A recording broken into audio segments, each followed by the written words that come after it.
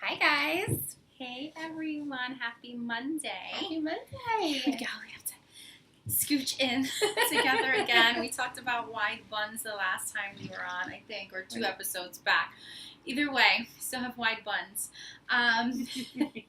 So we're going to be filming with us the Stacey Esser group in about an hour. So that's something we want to keep you guys updated on.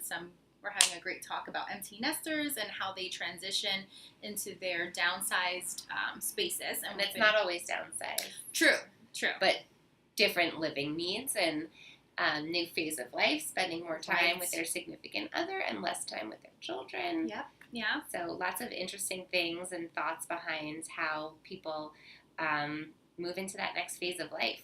Yeah, I know. It's interesting. We were speaking with her about how there's the practical side of it and how you take all the stuff that you've amassed over the years, and then there's that whole emotional side of it. So leaving the house that you may have raised your family in and all of that. So hi to the people on Instagram saying hi to us. Hey, Instagram family. We don't have Kate working with us right now, so you'll have to, if we get really close, to say hi and see who you are. Because we're trying to read the littlest tiny print, and I can't even attempt to. So I told Jessica that she's on board. Right, and I'm not as young as I look, so there's that. Exactly. So anyway, no, you look great.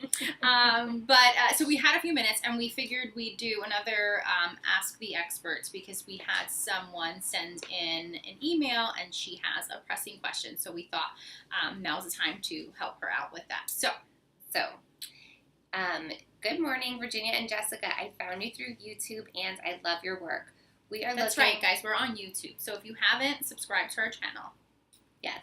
And rate, review, subscribe, or whatever the hell they always say on those things. Do something. We are looking to repaint our home. Our strengths are our natural stone floor and our art. We also want, if possible, to have 3 areas: dining room, larger living room, and our most used area by the fireplace. It's filled with a lot of stuff now, but we'll reevaluate soon. What do you suggest? So that's from Aaliyah. So we will look at these pictures. So they have this bright green wall treatment. It's paint and a few different pieces of seating. So it seems like it's a really long space, and it's on the lower level of their living area. It seems there's some stairs. Designing. Yeah, designing. She's beating me up with her elbow. It's fine. We're so ghetto with our. We're going to get better at this, but I think you can see what there are guinea pigs. There's lots of natural light through this big, looks like a doorway, but it's so blown out you can't even tell what it is. Right. So, it looks like she's trying to do a lot of functions in one room. Right. Which is great. She seems to have the space for it, but we think she might need to reorient some of the pieces. For sure. So, first of all, the dining table should be flipped on a 90 degree so that it's now going perpendicular to where the camera is in this photo. Right. So along the edge of the end of the room. And that'll free up so much space within the room. So you're saying for her to turn it so that it's parallel to that big slider window. Parallel to that. Perpendicular to where it is now. Right. Got it. Geometry? Is that geometry? 101. We should revisit some of those. Right. You have to take a refresher course. But yeah, so parallel to that window, or sliders, where she gets a lot of natural light. And you're saying she should do that why? Are you quizzing me? I am. Why should she do that? Okay, she should do that because the way that it is now is it's like a narrow tunnel, so it looks like it's a long space. So where the table is now is prohibiting the rest of the furniture from being arranged into a comfortable seating area. It looks like all of the sofa, and then it looks like there's 2 day beds or chaises that are kind of lined up going down the length of this room. But if she turns the table, then she'll be able to have a seating area where the sofa can face the chaise or the daybed that she has. Right, and then it'll just be a wider, more conventional space for the living area, because right now the way she has, as you described, when you're sitting at the sofa, like if she were sitting at her sofa the way we are now, she's looking across at a dining table, Right. which seems a little awkward, even if it's casual living. Right. That's not really and they don't logical. seem like they're that far away from each other to make it feel like there's enough breathing room in between. Right. And then she talks about in her email this other fireplace zone that they get a lot of use out of, that's closer to this area that you're describing, this living area. So if she does that, then she's just gonna, those two spaces merge, the fireplace area and the living area, which makes sense. It should just be one. It should just be one, but if she's saying she wants it to feel more like a cozy nook that's near the fireplace, then she can arrange that furniture. Maybe one of the chaises or the day beds gets closer to there so that she can relax and lounge there and have a book or a cocktail or what have you. But then the rest of the space beyond that supports that, but it can also feel separate to that. And she has some rugs too.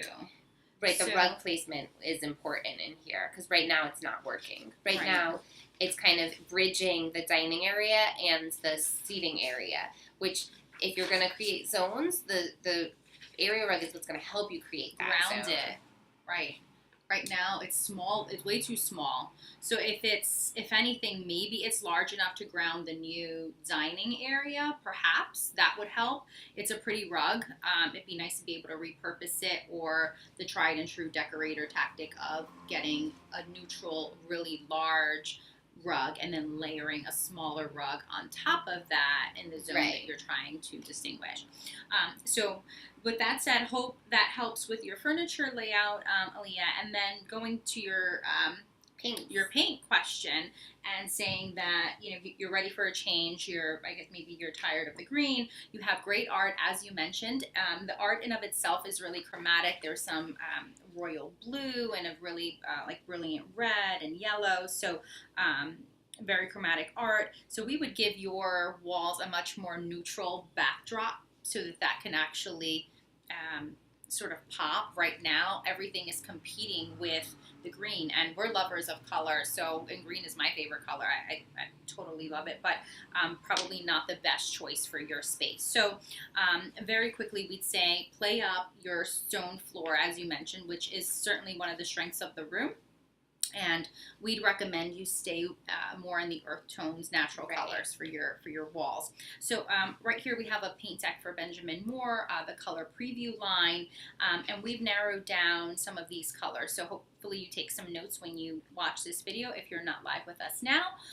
One of the colors is Sandy White by Benjamin Moore, and another one is Timid White. Both of them are really soft, so you should certainly try those. Obviously we don't have samples of your stone, but we want you to at least have a direction as to where you should be heading with that paint color. And we think that anything in that color family, Timid White or Sandy White by Benjamin Moore, will help temper everything and will look great with the rug you have and your floor. And those two colors have very slight undertones of green. So it's not the same chromatic green, but we assume that you have green on your walls because you like it. So we think you should, if you are going that way, these will have some of that slight undertone that will give you a little bit of what you currently have, but that will work a little bit better. Exactly. Actually, it's very helpful in mentioning that because you can always see what the base of a color is if you look down that strip and see where it ultimately ends. So in this particular line, when you get to the very end, you're almost in this olive green family. So you can get a good idea of what the undertone of this, what seems to just be like a white or cream color, truly is once it's on the wall. Right. All right. So I think that's about it. We hope we helped you, and keep sending in those questions. We love doing this. Right. You can send your questions to info@toledogeller.com, or you can send them to us by Facebook Messenger, Instagram direct message, Telegram, pigeons. We have lots of those. So we'll take them as you send them. We love doing it. All right, guys. All right. Take care. Bye.